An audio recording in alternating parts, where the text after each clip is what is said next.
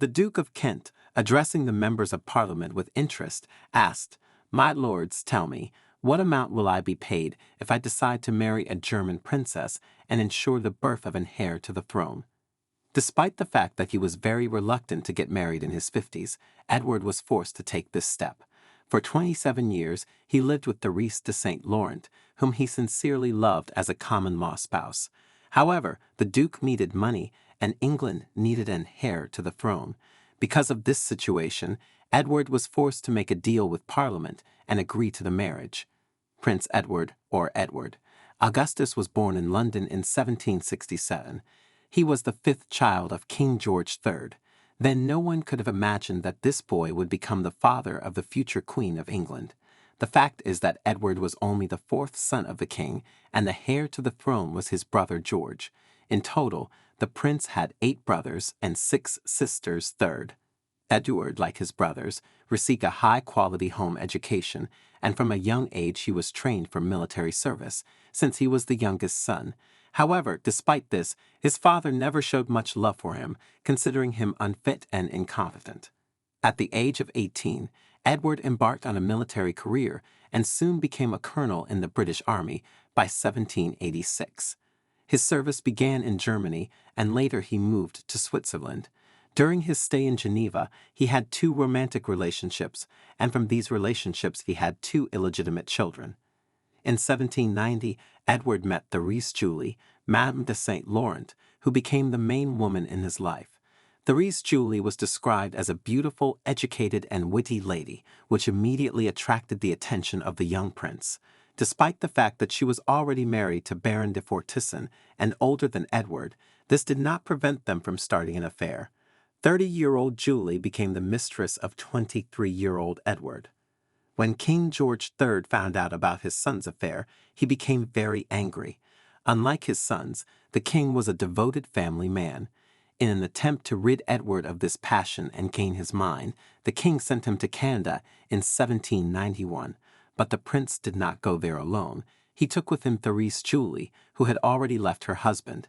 Edward was so in love with her that he could not live without her for a moment. Thus, Therese Julie lived with the prince in Quebec. Over time, Edward advanced through the ranks and became a major general, and was also noted for bravery during the West Indies campaign. In 1794, he was sent to serve in Nova Scotia, and Therese Julie followed him everywhere. She was his faithful companion for many years, created a cozy home, and communicated with the local aristocracy, although, it should be noted, only with men. Because of her unconventional lifestyle, she was rejected by decent ladies of society. However, contemporaries noted that she behaved with dignity and charmed everyone around her. In 1799, Edward received the title of Duke of Kent. Despite the support from the treasury, he has always suffered from financial difficulties due to his many debts. In 1802, he became governor of Gibraltar and imposed strict discipline there, which led to a mutiny among the soldiers.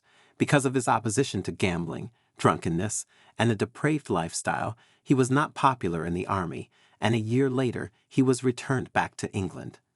Edward and his beloved Julie lived a very modest life due to limited financial opportunities. She even sewed her own clothes. Nevertheless, Edward created a foundation to provide Julie with funds for the rest of her life and purchased a house for her. Despite her poverty, Julie never interfered in the Duke's political affairs. In 1816, the couple had to flee England due to debts, and they settled in Brussels. There they lived peacefully together for more than 27 years, but they had no children. In 1817, England lost a possible heir to the throne, Princess Charlotte, the only child of Edward's older brother, Prince George IV. Charlotte died during childbirth, and her baby also did not survive. The death of Princess Charlotte really shocked England, leaving the country without an heir and creating a threat of extinction of the Hanoverian dynasty. At this point, all the children of King George III had no legitimate descendants. The Parliament decided to solve this problem by offering unmarried princes a financial reward for marriage. Edward was fourth in line to the throne and received a generous annual sum of £6,000 from Parliament if he agreed to marry, as well as a promise to partially repay his debts. This forced him to part with his beloved Julie in 1818. From a letter from Duke Edward to his friend Wetherall about Julie, you can judge how my heart freezes in me and bleeds at every manifestation of tenderness and affection that she bestows on me. Edward suffered greatly from the breakup with Julie. At parting, she asked only for his portrait and went to live in Paris. Despite the breakup, Edward continued to keep in touch with Julie, sending her money and gifts. She lived another 10 years after the Duke's death and died in 1830. In 1818, Princes William, Edward, and Adolphe competed for the wedding ritual in an effort to acquire heirs to the throne. The family helped Edward choose a couple of brides from German princesses, but he chose a widow, Princess of Leiningen, Princess Victoria, daughter of the German Duke of Saxe, Coburg-Saalfeld. In her first marriage, Victoria already had children, a son and a daughter. Edward made the right choice, as Victoria really turned out to be able to continue the dynasty of British monarchs. She was also his distant relative. Although she did not particularly want to remarry, the engagement took place, and in the spring of 1818 they were married. At the time of the wedding, Edward was 50 years old and Victoria was 32. The couple first settled in Germany. Despite the lack of love, they got along well with each other. Shortly after the wedding, Victoria became pregnant, and Edward was beside himself with happiness. He hoped they would finally secure an heir to the throne for England. The Duke took care of his wife with touching care. Around the 8th month of pregnancy, the family hastily returned to England, as Edward decided that the heir should be born in his homeland for greater legitimacy. Victoria successfully survived the journey and in May 1819 gave birth to a strong and plump girl in England, who was named Victoria Alexandrina. Edward was extremely happy and proudly showed off his newborn daughter to all his friends and courtiers. At the age of 51, he was overcome with joy that he had given the country an heir to the throne.